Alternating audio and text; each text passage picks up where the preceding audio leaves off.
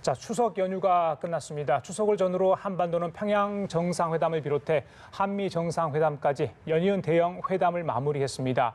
이 과정에서 2032년 남북 올림픽 공동 개최 추진 등 남북 문화 체육 분야에서 뜻깊은 합의를 이뤄내기도 했습니다. 네, 오늘 뉴스포커스에서는 바로 이 2032년 남북 올림픽 공동 개최 선언 등을 위해 오랜 기간 물밑 작업에 동참해온 더불어민주당의 4선 국회의원이자 국회 문화체육관광위원회 위원장이신 안민석 의원 자리에 모시고 이야기 나눠보도록 하겠습니다.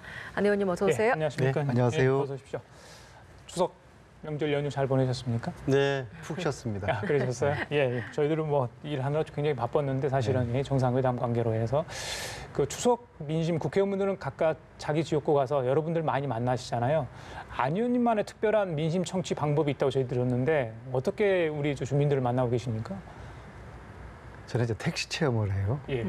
그게 이제 초선 때부터 예. 그 2006년에 제가 택시 면허증을 시험 공부해서 따서요. 일부러 따신 겁니까? 그렇죠. 예. 네, 택시 체험은 대통령도 하고 싶어도 못 해요. 면허증이 없으면요. 그래서 지금 보니까 한 13년째 하고 있는 것이죠. 그래서 택시라는 게 이제 주로 서민들이 이용하지 않습니까? 그래서 민심을 걸르지 않고 들을 수 있는 굉장히 좋은 이제 소통의 이제 수단이고요. 예. 그리고 택시 안에서 만났던 우리 지역 주민들이 선거할 때 또 저를 열심히 또 지지를 해주시고요. 예. 이번 택시 안에서 들었던 민심은 크게 두 가지인 것 같아요. 서민 경제가 어렵다는 것을 택시 안에서 이제 직접 들을 수가 있었고요. 이게 참 저희들이 여당으로서 앞으로 이제 깊이 이 문제를 해결해야 될 것 같고요. 또 다른 거는 한반도 평화에 대한 긍정적인 평가, 또 앞으로 평화에 대한 기대, 뭐 그런 이제 두 가지가 주로 택시 안에서 제가 들었던 이야기고, 평화는 좀 긍정적인 차원이고 이제 민생 경제 어렵다는 거는 좀 부정적인 측면이지만 일단 평화는 평화대로 계속 더 잘 만들어가고 민생 경제를 살리는 것은 저희들이 더 열심히 해야 되겠다는 생각을 했습니다. 서민 경제와 한반도 평화에 대한 이야기가 가장 많았다고 했는데 그 두 개를 놓고 비교를 한다면 좀 어디에 좀 더 비중이 많았나요? 아무래도 뭐 택시 안에 타 계신 이제 서민분들은 당장에 먹고 사는 문제에 대해서 네. 당장에 힘드니까 뭐 불만이라든지 또 앞으로에 대한 우려 그런 것들이 아무래도 평화에 대한 이야기보다는 많죠. 네. 지역 구민도 이용하겠지만 외지인 분들도 뭐 직접 운전하시는 그 택시를 타셨을 것 같은데 글쎄요, 알아보신 분도 굉장히 많았을 것 같고요. 혹시 뭐 최순실 씨나 정의로와 뭐 이야기를 하지 않았나 싶어요. 워낙 이제 그러지는 않고요. 제가 두 청년을 태웠는데요. 이제 한 분은 망우리에서 오산까지 제 지역구 오산 근처에 있는 회사를 다니고요. 또 한 분은 인천서 이제 출근하는 거라고 그래요. 그래서 오산 터미널에서 태우고 뭐 장거리 한 15,000원 정도 나오는 거리였는데요. 네. 이제 택시 운전하다 보면은 이제 처음부터 제가 국회의원이라는 거 밝히면은 그 승객이 자기 이야기를 못 하잖아요. 그렇죠. 그래서 제가 이야기를 툭툭 던지면서 민심의 목소리를 이제 듣거든요. 그래서 그분들하고 뭐 요즘 청년들의 그 먹고 살기 어려운 그런 이야기 툭툭 이제 제가 유도신문을 몇 마디 이렇게 하고 한 10분 정도 가는데 의원님 아니세요? 예. 그래서 뭐 또 이제 들켰죠. 알겠습니다. 그러면 사실 그러면 좀 이야기가 이제는 이제 국회의원하고 시민하고 그런 관계로서 이야기 이루어지는 것이죠. 사실은 제가 이야기를 더 솔직히 들으려고 그러면은 국회의원 신분을 최대한 숨기고 내릴 때쯤 되면은 제가 사실 그 국회의원 안민석인데 명함 드리면서 오늘 저 택시 체험하는 날입니다. 오늘 즐거운 하루 되십시오. 그렇게 하면은 그래도 5분, 10분 짧은 시간 동안에 여과 없는 이제 민심의 소리를 들을 수 있는 굉장히 좋은 기회고 이 기회를 빌어서 우리 대한민국의 정치인들에게 택시 운전을 하시라. 택시 안에 민심이 고스란히 배어 있다. 예. 그 추천을 드리고 싶습니다. 알겠습니다. 네. 그 기쁜 시간을 하여튼 그 택시 안에서 여러분들과 이야기를 나누면서 간들 수 있고 그게 이제 다시 입법 활동이랄지 그 구현 활동을 하시는데 네, 큰 도움이 되리라 저희들이 네. 생각을 하면서 여쭤봤고요. 그 남북 정상회담 평양에서 있었고 이제 문재인 대통령이 이제 북미 정상회담 또 유엔 총회 기조연설까지 마치고 지금 이제 귀국 중에 있는 상황인데 글쎄요, 굉장히 한반도 외교 안보 상황에 굉장히 중요한 분기점이다 이런 지적입니다. 전반적으로 어떻게 좀 보고 계십니까 지금 상황에 대해서? 3차 우리 남북 정상회담부터 또 우리 그 문재인 대통령과 트럼프 또 회담 또 유엔 연설 한 보름 동안에 숨가쁘게 아주 이 한반도 평화를 만들기 위한 레이스가 진행이 됐는데요. 저는 세 가지 면을 좀 주목하는데요. 이제 이 과정 동안에 첫 번째는 일단 문재인 대통령이 지금 현재 수석 협상가로서의 역할을 지금 하고 있는 거 아닙니까? 김정은 메시지를 받아서 미국에 전하고 또 미국을 또 설득하고 또 김정은 위원장을 설득하고 그러한 문재인 대통령의 수석 협상가로서의 존재감이 이제 돋보이는 그런 지금 과정을 주목을 하고 있고 두 번째는 트럼프 대통령이 이번 유엔 총회에서 연설하는 거 보면은 지난 1년 전에하고 기조가 확 바뀌었어요. 그러니까 전쟁에서 평화의 기조로 특히 김정은에 대한 감사의 표현까지 스스럼 없이 거침없이 하는 걸 보면서 트럼프의 인식의 변화, 또 북에 대한 인식의 변화, 또 한반도 정세를 보는 프레임이 바뀌었다는 그런 느낌이 들고요. 세 번째로는 다 통틀어서 무엇보다 중요한 것은 결국에는 종전선언이라는 그 길로 향해 모두가 가고 있지 않는가 그런 생각을 하게 되는데요. 그래서 지금 트럼프가 하는 이야기라든지 또 우리 남북 정상 간에 주고받았던 이야기를 전체 종합해 볼 때 잘하면 연내에 종전선언이 이루어질 수도 있지 않겠는가 하는 조심스러운 기대를 해봅니다.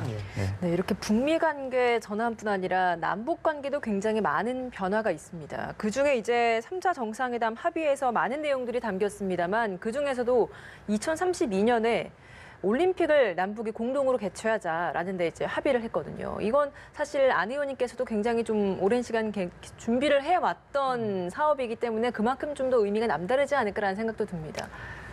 개인적으로는 제가 대학 시절부터 이 문제는 꿈을 꿔왔어요. 그러니까 제가 대학교 다닐 때 제가 82학번인데요.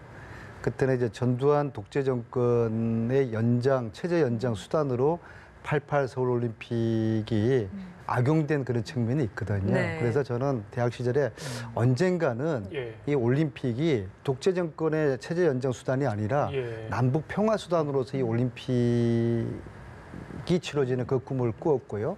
사실은 그런 차원에서 제가 미국 유학 가게 된 것도 이 올림픽에 대한 연구를 하기 위해서 이제 갔고요. 네. 제가 사실 미국에서 석사학위 논문이 서울 올림픽을 좀 비판적으로 분석한 논문이에요.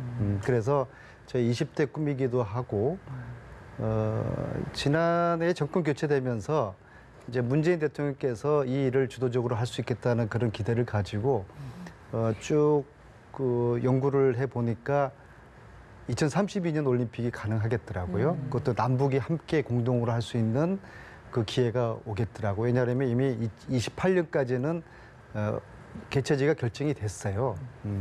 그래서 32년이 다음 기회인데 남북이 함께 치르게 되면은 이것은 단순한 올림픽 준비가 아니라 이 과정 동안에 평화를 만드는 올림픽을 넘어서 통일을 만들어내는 통일 올림픽이 되겠다라는 그런 판단이 들었고요.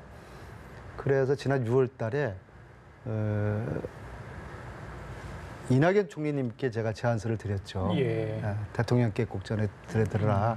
2032 남북 공동올림픽 제안서를 드렸고 북에도 그때 6월 달에 북에도 제안을 했죠. 그래서 사실은 이게 갑자기 이루어진 것 같지만은 오랜 동안 미리 준비 기간이 있었고 이제 6월 달에 제 입장에서는 이제 남북 동시에 제안을 했고 뭐 꼭 그것 때문에 그런지는 모르겠습니다. 예, 그런데 이번 3차 정상회담에서 두 정상이 합의를 해서 저의 개인적인 20대 꿈이 뭐 물론 저의 꿈만이 아니고 우리 민족의 꿈이죠.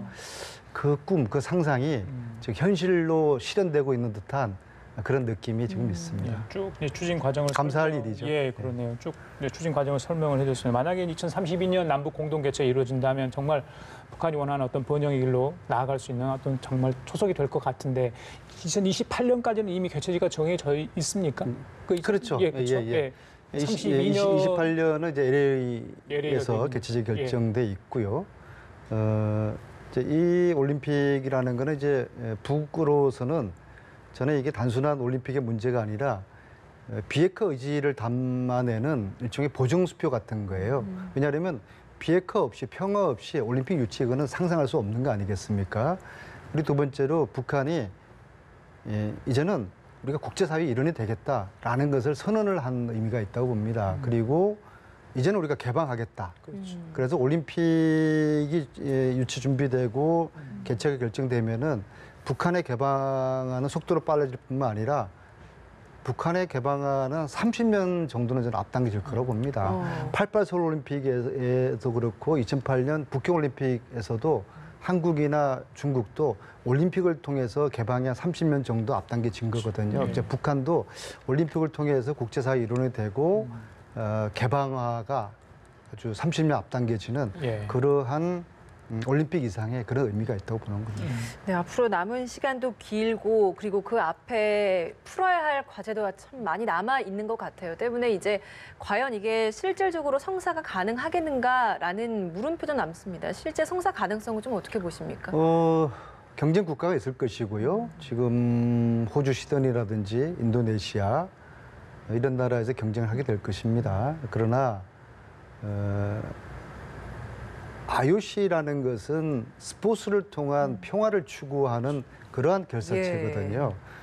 세계 유일의 분단 국가가 공동으로 올림픽을 하겠다고 하는데 이 올림픽을 통해서 한반도 긴장을 해소하고 평화를 만들어내고 통일의 길을 만드는 그런 지렛대로 올림픽을 치르겠다고 하는데 제가 볼 때는 IOC 위원이 99명이거든요. 99명 중에서 반대할 사람들은 없을 것 같습니다. 거의 압도적으로 저는 유치가 될 거라고 보고요. 문제는 우리가 남북이 어떻게 하면은 힘을 합쳐서 이 유치위원회를 아주 완벽하게 우리 국내에서도 이 문제는 여야의 문제를 진보 보수의 문제를 초월한 문제인 것이죠. 한반도 평화와 통일의 길을 만드는 올림픽이기 때문에 2032 올림픽은 평화 올림픽이 아니라 저는 통일 올림픽이라고 보거든요. 2032 올림픽 개최된다 그러면 그거 전후해가지고 저는 낮은 수준의 통일 국가가 저는 이루어질 가능성이 저는 충분히 있다고 봅니다. 그래서 개최 유치 결정은 우리 남북한이 얼만큼 협력을 해서 유치를 잘 준비를 하느냐 이것만 우리가 제대로 한다 그러면은 저는 21년에 IOC의 유치 결정을 이뤄낼 수 있다고 저는 그렇게 보고 있습니다. 2021년에 지금 이제 2032년 후보지가 발표되는 거죠? 보통 이제 7년 전에 후보지 결정되는데요. 정상적인 IOC 로드맵에 의하면 25년인데요. 그렇죠. 사실은 그 기간은 너무나 멀죠. 2028년 이미 확정이 돼 있고요. 그렇죠. 그러니까 이제 28년 올림픽은 워낙 21년에 결정하기로 돼 있는데 이미 작년에 결정을 해버렸거든요. 그렇죠. 이례적으로. 또 다른 예외를 또 IOC가 만든다고 하면은 21년도에 할 일이 없잖아요. 그러면은 28년에 이미 했으니까 32년 개최지를 21년도에 결정하도록 하자. 이것을 IOC가 이번 IOC 총회가 다음 달 10월 달에 있습니다. 거기서 결정을 하면은 21년도에 남북 공동올림픽 2032 통일올림픽 문재인 정부가 끝나기 전에 확정이 될 수도 있겠네요. 희망컨대 그렇게 됐으면 좋겠습니다. 알겠습니다. 자, 여건, 대화 여건, 또 우호적인 여론 조성 여러 가지 할 일이 많은 것 같습니다. 화제를 바꿔서요. 자, 유엔 총회 얘기를 잠시 저희들이 했었는데 한국과 최초로 방탄소년단이 연설을 했습니다. 정말 자랑스럽더라고요. 김정숙 여사도 그렇게 했는데 사실 이제 문화체육 관광위 상임위원장 맡고 계시는데 어떤 느낌 받으셨습니까? 방탄소년단이라고 그러면은 꼰대 축에 속하고요. BTS라고 표현합니다. 네. 알겠습니다. 시청자분들을 BTS의 유엔 연설은 정말 아무리 칭찬해도 지나침이 없고요. 정말 업어주고 싶어요. 우리 자랑스러운 우리 청년들이 유엔 총회에서 전 세계인들 앞에서 Speak yourself. 당신 스스로에 대해서 이야기를 하라. 참 대견하죠. 방탄소년단이 준 메시지는 세계 청소년들에게 용기와 위로가 되기에 충분하다. 그리고 우리의 BTS 정말 자랑스럽습니다. 네. 네, 알겠습니다. 이번에는 저희가 좀 국내 이야기로 좀 돌아와서 이야기를 해보도록 하겠습니다. 문체위원장으로서 굉장히 좀 파격적인 시도를 많이 하고 계신다고 들었습니다. 뭐 상임위 의원들에게 뭐 태권도복을 입거나 한복을 입으라는 이야기도 좀 나오기도 하고 그런 의견도 나오기도 하고 그리고 실제로 또 회의 장소에 노타이로 또 등장하시기도 해서 굉장히 좀 많은 주목을 끌었다고 했는데 뭐 특별한 의도가 좀 있으신가요? 제가 있는 위원회가 이제 문화를 다루는 이제 문체위원회인데 문화라는 거는 상상력이거든요. 상상력이라는 거는 편하고 자연스러운 그 가운데서 나오는 것인데 국회 분위기가 너무 딱딱하고 근엄해요. 우리들만 그런 척 하는 거죠. 국민들은 별로 존경하거나 인정은 별로 안 해주는데 그래서 국회 분위기를 좀 탈피해보자. 운육충하고 딱딱한 분위기를 좀 탈피해보자. 문체위가 솔선해서 이 작은 좀 실천, 작은 변화를 만들어보자. 그렇게 해서 제가 의원님들께 그리고 장관에게 우리가 상상력을 발휘한 복장을 입어보자. 넥타이 안 매도 좋다. 뭐 저는 청바지 정도도 단정한 청바지 정도는 무릎 찢어진 거 정도는 아마 좀 그럴 것 같고요. 가격이죠. 단정한 청바지 정도의 차림 정도는 저희 문체위에서 공무원들도 그렇고 저희 국회의원들도 그렇고 저는 용인할 수 있다라는 이제 그런 입장이고요. 다행히 의원님들이 잘 협조를 해주셔서 지금은 이제 그 노타이 상임위가 되고 있고요. 얼마든지 일 열심히 할 수 있죠. 얼마든지 정책적인 상임위원회 만들어낼 수가 있죠. 꼭 넥타이를 매야 되는 거 아니잖아요. 특히 상상력이 필요한 저희 문화를 다루는 문체위에서는 그러한 좀 작은 변화를 통해서 좀 더 신선한 새로운 문화 정책이 만들어지기를 기대를 하는 것이죠. 실제로 좀 그렇게 복장을 바꾸니까 분위기도 좀 많이 바뀌던가요? 당연하죠. 네, 당연하죠. 당연하죠. 그리고 넥타이를 사람들이 매고 있을 때하고 넥타이를 풀었을 때하고 느끼는 자유로움. 그 속에서 상상력이 나오는 것이고 장관이나 공무원들과 국회의원들 간에 서로가 격이 없는 정책적인 이야기를 주고받을 수가 있고 또 이상하게 그러다 보니까 고성이라든지 막말이 사라졌어요. 네, 참 묘해요. 그래서 좀 이제 품격 있는 상임위를 오히려 만들어가는 것 같아요. 알겠습니다. 다음에 모실 때는 저희도 넥타이 없이 한번 이렇게 좋은 시간 오늘 가져보도록. 방송이라서 국민들에게 예의를 살기 위해서. 알겠습니다. 그리고 이렇게 위원장 되신 이후로 방금 말씀하신 대로 신선한 시도들을 굉장히 많이 하는데 국회의사당에 문화 소도가 만들어진다. 이건 문화체육관광위가 주도해서 한다는 건데 문화 소도. 소도는 예전에 저희 국사 시간을 배웠던 그 소도인지 궁금합니다. 그렇죠. 예, 어떤 이게 내용의 프로젝트입니까? 소도의 의미는 이제 작은 섬이라는 의미일 수도 있고요. 또 사만 시대에 재앙이라든지 질병을 물리치기 위해 가지고 제사를 지냈던 신성한 그런 이제 공간이기도 하고 그런데요. 저희 이제 문화를 다루는 문체위 회의실이라든지 복도가 너무나 딱딱해요. 거기서 무슨 뭐 품격이라든지 문화적인 상상력이 기대할 수가 없어요. 그래서 이 공간을 좀 더 문화적인 상상력이 배어 있고 누구든지 문화적인 상상력을 발휘해서 작품도 걸고 또 뭐 재능도 끼와 재능을 발휘할 수 있는 그런 공간으로 만들자. 그렇게 해서 일단 문체위원장실부터 확 지금 바꾸고 있습니다. 그 안에 작은 도서관도 만들어서 누구든지 저희들이 도서관을 다루는 상임인데 의원님들부터 책 읽는 의원님들이 돼야 되는 것이죠. 누구든지 책을 꺼내갈 수 있도록 한 2,500권 정도의 책을 자유롭게 볼 수 있고 가지고 갈 수 있고 또 양심껏 다시 이제 돌려주고요. 그리고 이제 상임위원장실에 좋은 작품들도 좀 품격 있게 걸고요. 회의실도 마찬가지입니다. 회의실 너무나 우중충해요. 그래서 거기에 공예품도 전시하고 또 좋은 우리 화가들의 작품도 전시하고 복도도 마찬가지입니다. 복도가 100m가 되는 아주 좋은 전시 공간이 될 수가 있는 건데 이게 그냥 횡하니 있어요. 그래서 여기에 지금 미술품을 빌려서 지금 이제 그런 작업을 하고 있고요. 이후에 한 달에 한 번씩 이 공간에서 작은 음악회를 개최를 하고요. 예. 전국에 누구든지 자기 끼를 발휘하고 싶은 문화예술인들은 공연이든 또 자기 작품이든 걸거나 연주할 수 있는 그런 기회를 열려있는 공간으로 예. 사용할 수 있도록 할 것이고요.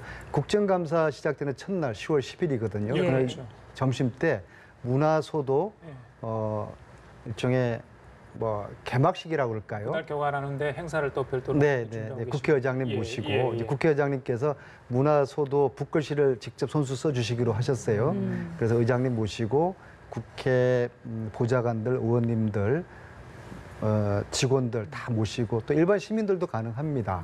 예, 그래서 10월 10일날 점심 때 예. 저희 문체위 그 복도 공간에서 소박한 그런 이제 개막 행사를 하려고 합니다. 예. 점심 때 30분이니까 구경 오십시오. 알겠습니다. 다음 달 이제 10일 국정감사 시작되는 날 네, 개관이 네, 된다. 네, 그렇습니다. 국정감사 이제 하셔야 되잖아요. 사실 입법 활동과 이제 국회의원 활동 중에 입법 그리고 국정감사 사실 꽂히자고 할 수 있는데 문화체육관광이 소속 기관 산하기관도 많고 단체도 엄청 많잖아요. 국회의원들 굉장히 지금 각오를 하고 있을 것 같아요. 상임위 소속된 분들. 위원장으로서 이번에 어떻게 좀 국감을 임하실지 그 각오 한마디 듣고 마치도록 하겠습니다. 제가 의원님들께 두 가지를 제가 좀 당부하고 있어요. 첫째는 산무 국감을 만들어 달라. 막말 없애고 고성 없애고 끼어들게 하지 가 없는 산무 국감. 이게 참 어려운 것이거든요. 그것 당부하고 있고 그거 한번 해볼 생각입니다. 그래서 품격 있는 우리 상임위 만들어낼 그런 기대가 있고요. 두 번째로는 정책 국감, 정책 중심의 대안 중심의 그런 국감이 되도록 우리 의원님들께 각별히 부탁을 드리고 있습니다. 예. 지켜봐 주십시오. 알겠습니다. 지금까지 안민석 더불어민주당 의원과 함께 얘기 나눠봤습니다. 오늘 귀한 시간 내주셨습니다. 감사합니다. 네, 감사합니다.